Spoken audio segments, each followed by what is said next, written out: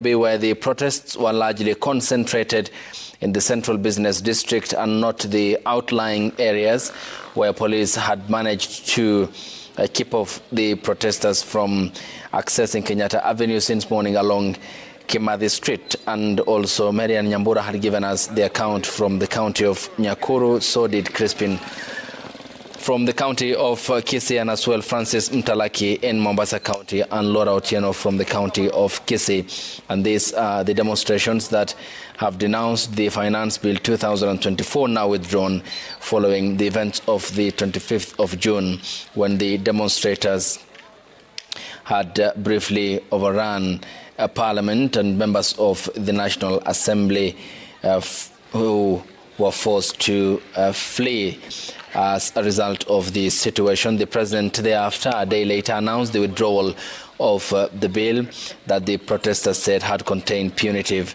taxation measures. Among other major policy pronouncements that followed the withdrawal of the bill included the scrapping of the state funding for the office of the First Lady, as well as the president coming on the X space to engage youthful Kenyans online and filling questions and responding to some of the concerns that were raised.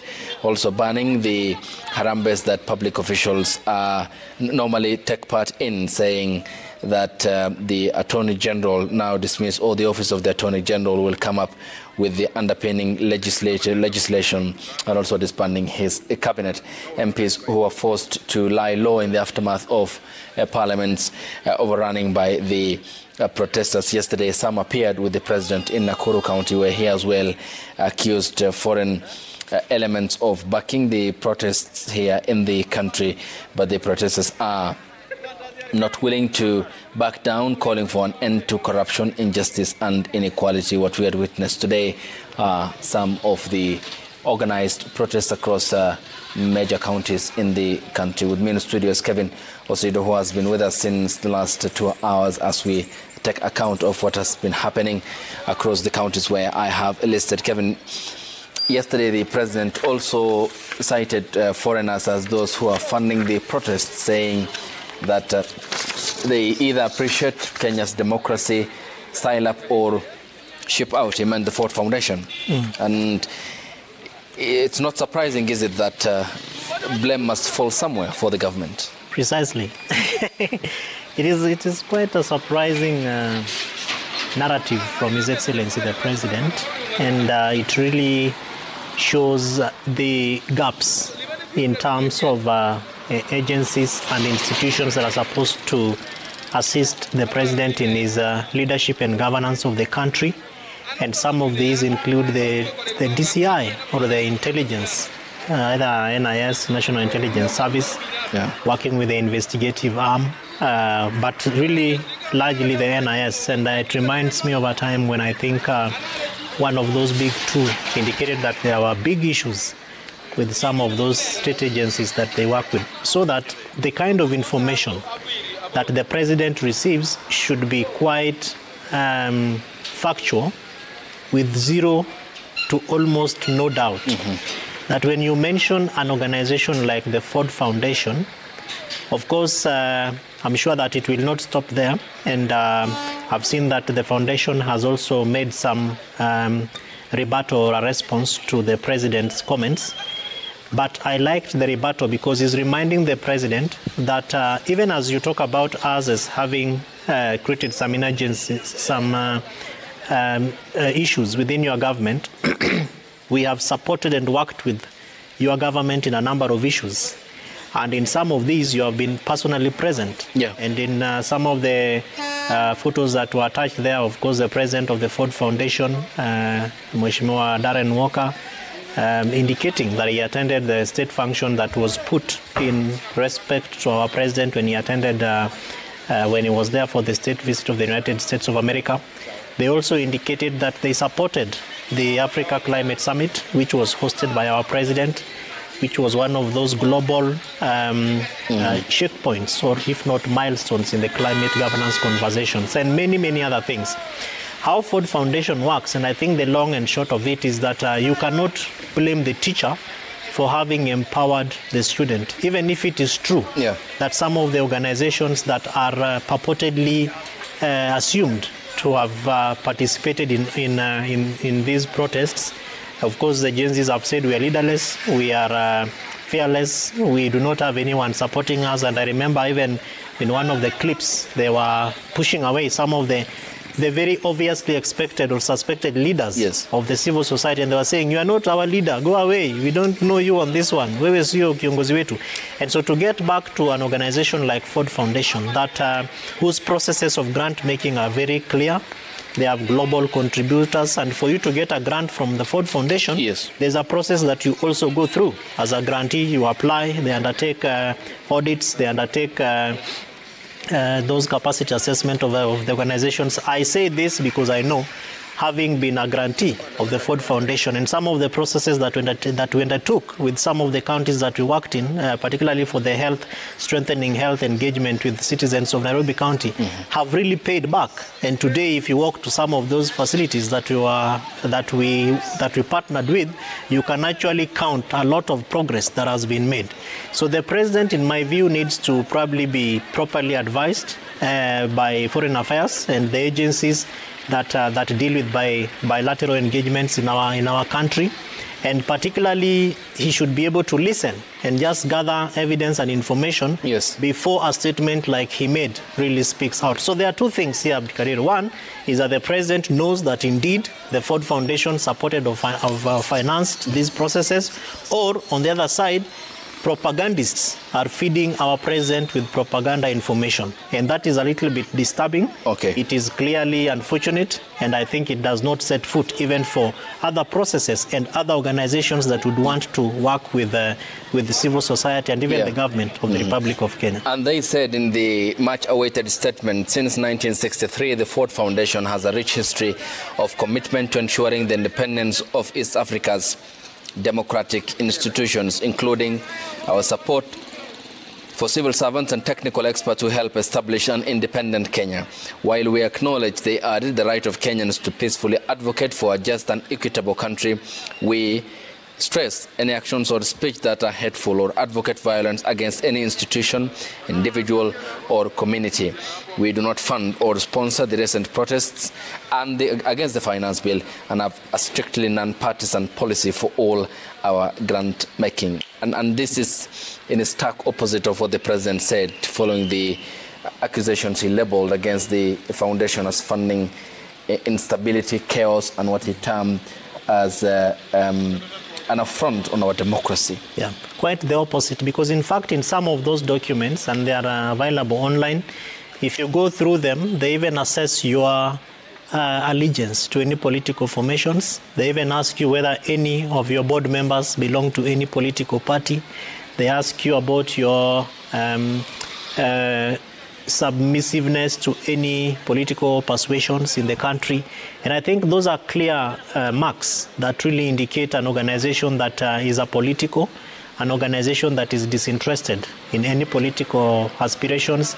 And as I said earlier on, if the contributions of the Ford Foundation and many other organizations, because there are quite a number of foundations that engage with governance and justice, law and order, and many other aspects of service delivery, including health, agriculture, and so many of them. If they empower the citizens and they're able to empower the communities to be able to ask the right questions that even see to it that offices like the presidency and in the person of His Excellency the President respond to it, to the extent that he even dissolves his cabinet, he withdraws a finance bill which people are uncomfortable with, then that is those are progressive aspects, Abdi, that I don't think should be attributed to an organization that is working so hard, as you have read from their statement, to be able to provide spaces for citizens to learn, for their awareness to be emboldened, and for the opportunity to hold their government's account. So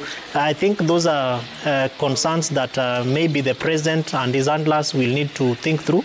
And I think our foreign affairs protocols, in terms of looking at how we engage with other agencies and other countries, I think will really come to the fore. And it baffles me because, as we also heard, we have not seen a clear response. For example, in a number of the X chats, and even on the streets, we saw placards of people saying, reject the World Bank finance bill, reject the IMF finance bill. We have not seen, in an equal measure, the government coming up to really distance itself from World Bank and IMF having been presumably been part of crafting the finance bill. And I think that is a double speak from His Excellency the President, but it's a good thing because it speaks a lot in terms of how, as a country, we also intend to engage with our friends who inform the high commissions, the embassies, and so many other foundations and private sector institutions. Yeah, and then with the yesterday's a tour of, in a development tour of Nakuru County, the President also talked about pledges that he made and promises in the construction of projects, some that are there needing refurbishment, and explaining the cause as to why it's key as to embarking on that path. It seems he is more or less now a reset button for the President, given what we had witnessed of a month or more where he was largely confined to thinking about making major policy pronouncements or decisions, and now coming back to his traditional personality where he speaks to the populace through the sunroof of the presidential car, and also making largely statements that in public yesterday appeared to be what he fancies most as his trademark. And these actions, Abdi, need to inform the next phase of the cabinet. I would be very uncomfortable with a president who wants to be everywhere. He wants to be the one to open border sheds. He wants to be the one to open, markets like what he did in Nakuru. He wants to be the one to address all worshippers every Sunday. He wants to be the one to go to football tournaments every Saturday. The president should be presidential. And there is a very clear historical governance and leadership aspirations of the presidency of a president, and why you are expected to engage in a presidential manner. And if you look at in some of the jurisdictions, these are people who are expected to be to hold a zero iota of doubt. Where, for instance, when you speak, your word is, I wouldn't say law, because we have a constitution that really protects the sovereignty of the people, but your word is expected to be a word that people can be able to rely and have faith and trust in. And that is why the president should be very keen in terms of the people that he appoints to his cabinet, to be able to therefore do the kind of things that we are seeing him doing. Because having observed President William Ruto when he was deputy president, and even before then when he was MP for Eldoret North, and his growth in the cabinet minister in the Grand Coalition. Exactly, even a cabinet minister in the Grand Coalition and all that. I think that President William Ruto is making more mistakes as president, as opposed to as a deputy president, as opposed to a cabinet minister. Of course, he made some mistakes there. He was fired sometime, I think, and even more mistakes as opposed to when he was an MP. And it is expected that now he is president. But part of the reasons why these mistakes are being made is because our president is talking too much and is promising so much that ultimately he is unable to deliver. And in his inability to deliver also rises the question of the uncertainties surrounding his preparedness, to be able to drive the government for the remaining part of his presidency, and indeed even the readiness to govern. Because those are some of the questions that people raised when he took over the reins of power. I remember when he was reading to us the names of his cabinet on the grounds of State House, when it came to, I think, the Inspector General of Police, he was... Yeah. I think that was IG Comey. The former IG. Yeah, the former IG. Yes, yeah. And it was like there was something going on. There was some conversations going on with the IG. And he looked quite unprepared. He looked a little bit disgruntled and misinformed, even about conversations that are supposed to go on to inform the people that he is appointing to critical offices like the Inspector General of Police. And voila, the IG resigned, and this points back to the readiness to govern as a president. So coming back to the people, and you want to be the same person, I think that will be asking too much to the president, and is behaving like a master fix-it on issues which we expect that people around him should be able to advise him, to guide him, and therefore, of course, listen to him execute as the head of the executive, which is expected by constitution to therefore implement a number of these programs. But that boils down to the so many questions again that people will raise around other agencies like government. The youth will raise concerns about youth fund, where it is expected that part of the reason why they're on the streets is maybe because it's a Tuesday and a whole day is gone because people are demanding for their rights, but their rights that there are institutions in office, institutions of governance and people in office that are supposed to be responding to them. So the president needs to do much of the listening, much of the engagement, and using the other agencies of government to pick information.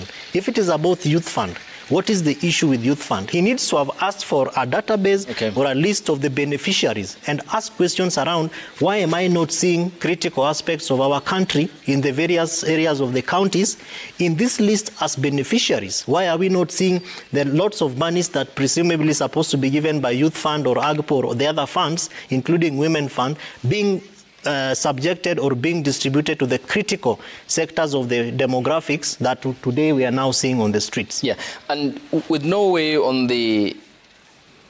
forward on the talks that he called for, stakeholders, some feeling not included, no invitation sent to that effect, and as to how the talks will proceed. What then needs to happen? Because he has to reconstitute a cabinet. He said he will engage with other stakeholders, but still it appears that we are into a period of the swinging pendulum, given that we are not ending up with the most important parts of what ought to be happening, for example, reconstitution of the cabinet. But again, he has to consult, as he said in his on Thursday last week during an address to the nation. But that isn't happening, and the Gen Zs aren't relenting either. I mean, the sort of crisis seems to be... the president, again, needs to stop being I know it all. He needs to stop being master fix-it. He needs to stop assuming that Kenyans expect all the answers from him. He is not an angel. The president is neither an angel nor is he some strange creature. He's a human being like all of us. And therefore, there is no problem in saying, hapa kwenye nimefika, munisaidie. Now, how to do this, in my view, would be engage with the people who are aggrieved.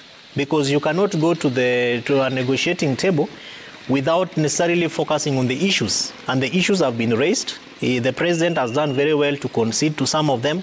But as a president, and acting presidential, being who the president is expected to be, you cannot keep people guessing and hoping. And there is no sin in opening it up and saying, send me a list of people that you think would be able to fill up these positions. Because ultimately, the vetting is going to be done at the National Assembly, and I'm looking forward to how they are going to get back from their recess when they do in next month. I think it's on 23rd, especially given the lack of authority from Parliament, from the National Assembly. The people went there and took over the sovereignty. They ran away with the mess and all that. How the Speaker, Mheshimiwa Moses Wetangula, is going to reconvene, I think is going to be quite a dramatic aspect. And coming back again with a list or the expectation to vet new cabinet secretaries is going to be another injury to the National Assembly, which the president can be able to cure by purely being a very amiable person to the people. And this is not supposed to be in churches, because a church is a very organized place. You go there as a guest, then you are given your time to speak, which in my view is even awkward. Even as a president, he should stop going to these churches and making the kind of remarks that he is making. The president is able to have his own arrangements and platforms to speak to the people. If he wants to meet with the religious leaders, he is able to do it. If he wants to meet with the born-again Christians and Muslims and Hindus and all the religions, he is able to do so. He should stop taking advantage of closed spaces and have his own spaces where he is inviting Kenyans to be able to share. There is no problem with my friend Hussein Mohammed engaging the president on an X space and just asking him for names of possible candidates for the cabinet secretary, because the Gen Zs have said that we are going to be as detailed on the names of the people that you are going to send to us. And if they have any iota of mud or dirt, we are going to send them back to you. That, Abdi, will dent the execution of mandate of the president, because he will be submitting names which are thrown out, and parliamentarians are also going to be very focused in terms of vetting these people for the fear of being kusalimiwa tena. You send the wrong list and they come to you. They even know where they live. They know where some of them go for lunch or where some of them spend their time on weekends. They will come and say hello to you there. So that really is a proper mechanism of keeping Parliament or National Assembly in check, to also exercise the responsibility to vet the cabinet secretaries. Okay. But the president needs to therefore sit back and ask himself, how can I re-engage other than on top of my vehicles and all that? Are we then likely to see a different scale altogether of public participation when the president names and sends those names to Parliament for vetting? Is it going to be as engaging as we had seen the public focus on issues of good governance? It is. In fact, this is going to be much more robust. It's going to have a lot of energy. I am sure that even at the gallery of the National Assembly, people will ask to go and sit there. But that is really on the D-Day of the vetting, because there is something that is publicized, they are put on the newspaper, and people pick it up very fast and load it on their even WhatsApp status. So the information about the vetting is going to be very open. But ahead of that, the moment the president names his proposed cabinet, people are going to begin to dig information and to begin to raise concerns if there are concerns to be raised. And the president therefore needs to be clever around that particular time. And if there are issues where, if there are candidates that he probably thinks that are going to be very dirty, quote unquote, in the eye of the Kenyan citizens, don't overemphasize that they have to be in the cabinet, because that is going to make you look unreasonable. It's going to make you look like someone who does not listen.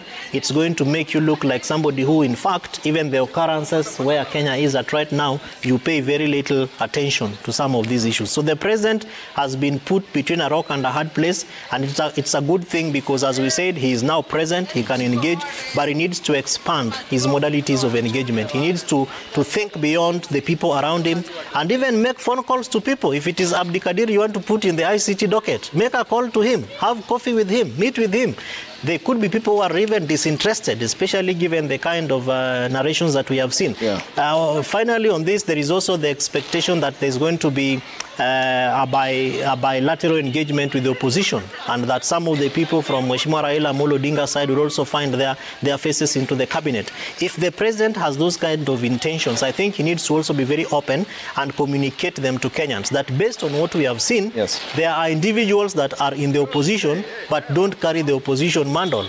Is it possible that we can bring them to the cabinet? And I'm sure that given the fact that the narrative around being tribeless and being, broad-based that has been carried by Gen Zs, I don't think they are going to mind if it is Kevin Osido, who might not be a member of Azimio, but is a Luo from the Luo ethnic community that has been nominated into the cabinet and is able to deliver. I don't think that we will be, boldened into going into ethnic engagements.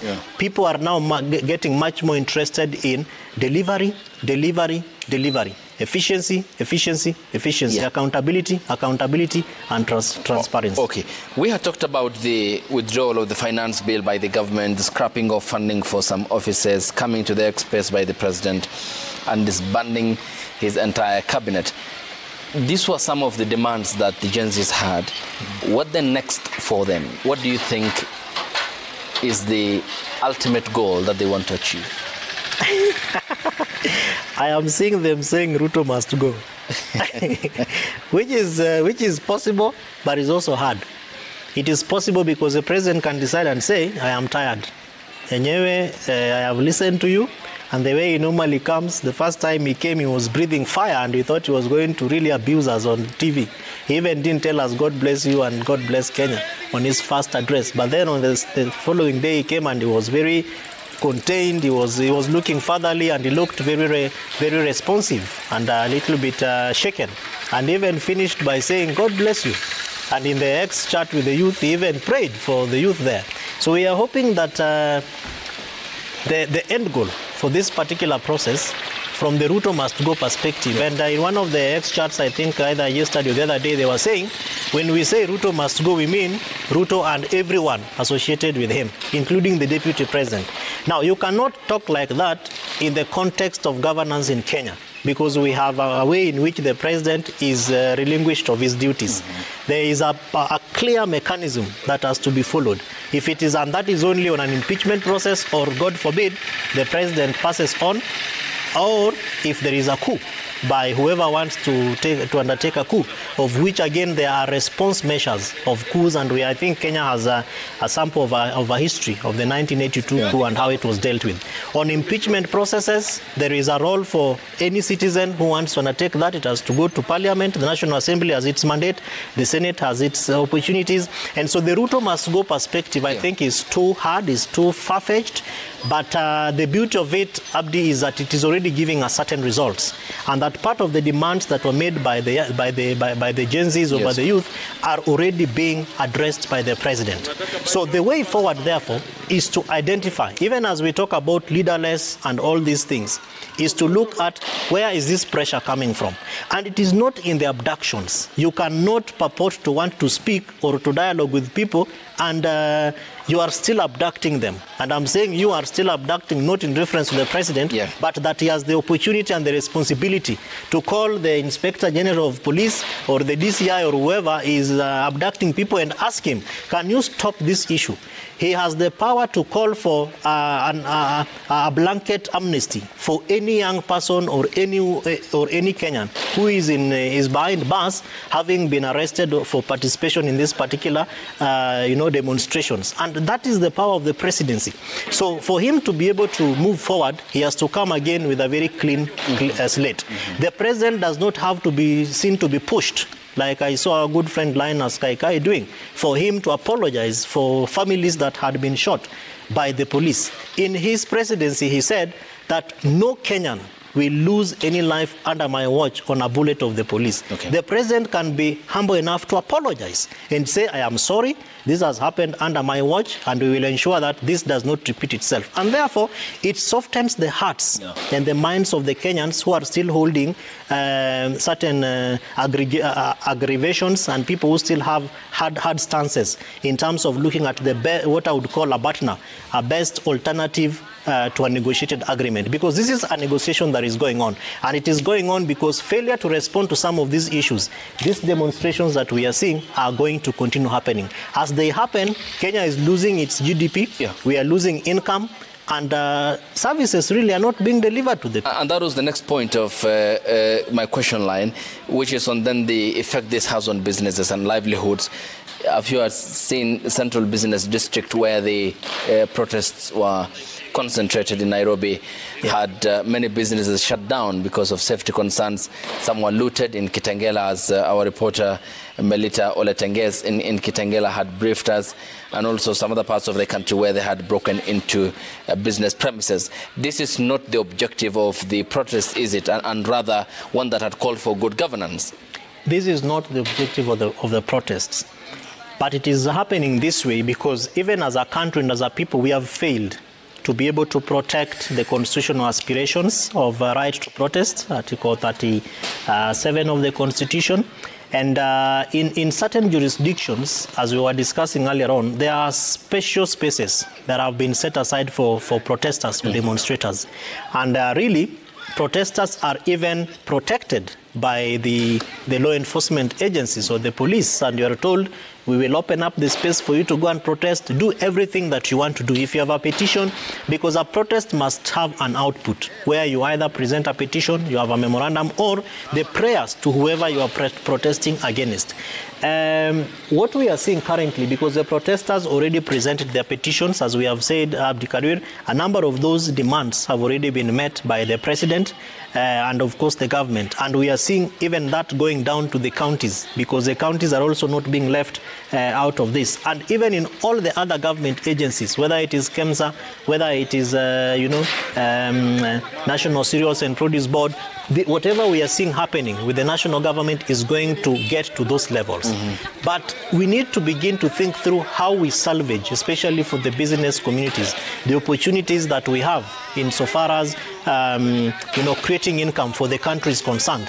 If people want to demonstrate and to protest, I am hoping that the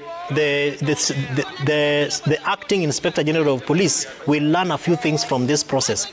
Abdi, I have led protests in the past. And when I am aggrieved and people don't listen to me, I will still lead protests. But the experience that I have seen is a very amiable opportunity to engage with the police, where they even tell you, you give us a notice and we will even assign police officers to escort you. And the reason why that is happening is because even for the CBD, you have different command divisions. Yes. There is, when you get to EACC, that is where Central Police ends. And so Kilimani Police starts from there. When you move towards Mombasa Road, there is another jurisdiction. You move towards Westlands, there is another jurisdiction. This is information that you get to know when you engage with the OCS and the OCPD. And in that engagement, they tell you the do's and the don'ts. Like in this particular case, the Gen Zs actually even had a dress code and they would share it out, except for the infiltrators. We would want to see the acting Inspector General dealing firmly with those who infiltrate peaceful demonstrations, and the agencies like IPOA in terms of now informing how we move forward, dealing very viciously also with police officers who are suspected to have used live bullets to kill innocent and peaceful protesters. That, in my view, is a proper way for us to be able to move forward, healing the souls of those who are hurting, healing the wounds of those who are in hospitals. And government also needs to come up and say, for the businesses that were destroyed, we take note of this. I have not seen Nairobi County, for example, holding a meeting with people who lost their businesses. It is a positive gesture, even if you want to do nothing about it, but at least show concern, show some empathy, and national government begin to talk to Kenyans about even the opportunity to take some of the costs of the hospital bills and even the bills of the funerals or of the burials of those who lost their lives. And given the limelight Kenya has been under in the past few weeks following the demonstrations, is this likely going to also affect the foreign direct investments over fears of stability? Precisely. And if you look at the economic projections, including the latest projections from Treasury, FDI is the foreign direct investments, and diaspora remittances really contribute heavily or hugely towards the resources that come to the country. Now, the beauty of this again is that even for the other countries, they are looking at this from a very positive perspective, and we have seen Kenyans in diaspora also demonstrating in solidarity with the locals here. And now this is supposed to really help us to profile the country positively as a democratic state, as a country where citizens actually exercise the right to information, right to assemble, basically implementing the constitution.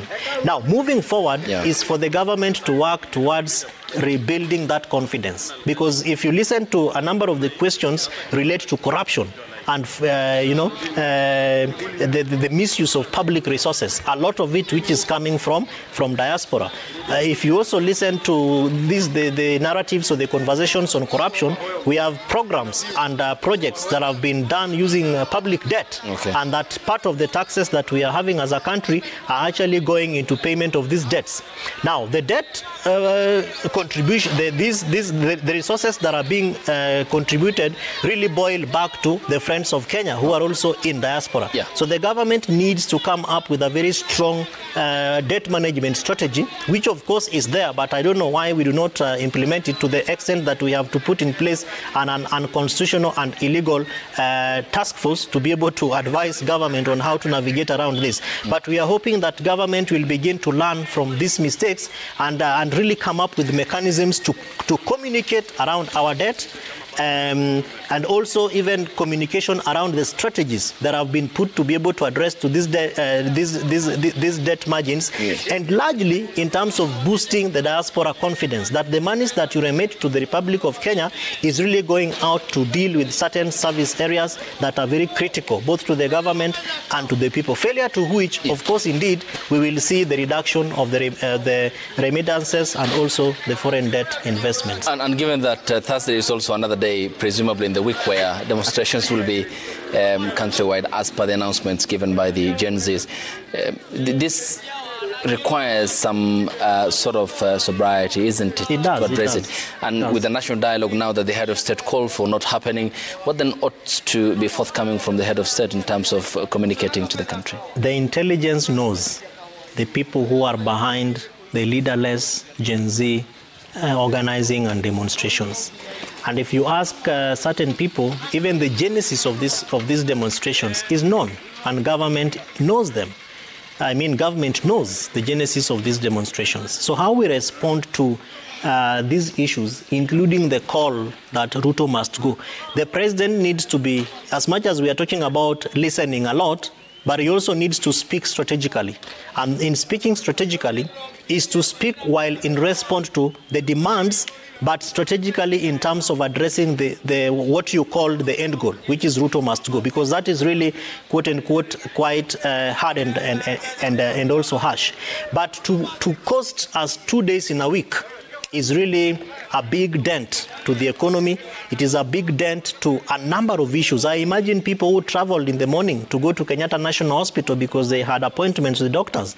And because they came in the morning before the demonstrations began, the doctor is locked somewhere and is unable to travel. I imagine those who are expected to go for biometrics at, Nyayo House on their passports and all that. And they have, and everybody who has something to do. So the government needs to come up with a modality of bringing this to a closure. And it is because when the notice is issued, the intelligence of this country, to the extent that they knew that Ford Foundation is sponsoring, yes. Go to Ford on Upper Hill, Raimtula Towers, and speak to the regional director or to the program officers and ask them, show us who you are working with to finance. Then go back and say, now let's engage with these people who are being funded. Thank you. Because whatever information that government has, it is supposed to help us to address this issue faster and quicker. And if it is upon the president and that he wants to resign, yes. Please make it public and leave so that Kenyans can begin to think through how we pick up the pieces. Thank you, Kevin Osido, for your time here from the County Governance Watch. You're watching the live pictures from Karatina in Nyeri County, where police are patrolling the streets where they have been engaging protesters this afternoon in the county of Nyeri, and our team had the live proceedings from the county where this was all unfolding in Karatina, the county of Nyeri, as well as the events that had happened in Nairobi's majorly Nairobi Central Business District, where the protests were concentrated and not the outlying areas of the county. And our reporter Emmanuel Toh has been keeping an eye on that bit. From Kisumu County, Laura Otieno and her camera person were also on that bit, and also Crispin Otieno from the county of Kisii, who has since morning been scanning the area. Francis Mtalaki from the county of Mombasa, Marian Nyambura and her camera person as well have been in the county of Nakuru to give us an assessment of the events as they transpired. They follow yesterday's statement by President William Ruto, who said that the Ford Foundation is funding the protests in the country, and that, according to him, quote, our youth are not available for retrogressive assignments. Those sponsoring them to cause violence and mayhem must be ashamed of themselves. Thank you for watching this special coverage here on the broadcast on a day that the Gen Zs have billed as a Tuesday protest day here across the country, demanding for more governance measures from the government, despite the major concessions made by the government, including the withdrawal of the Finance Bill 2024 and last week's disbanding of his entire cabinet by the president. They are calling for an end to corruption, injustice and inequality, and we will be having more regarding what has been happening across the country in our following news sessions at 7 and at 9 p.m. I am Ayub Abdikadir.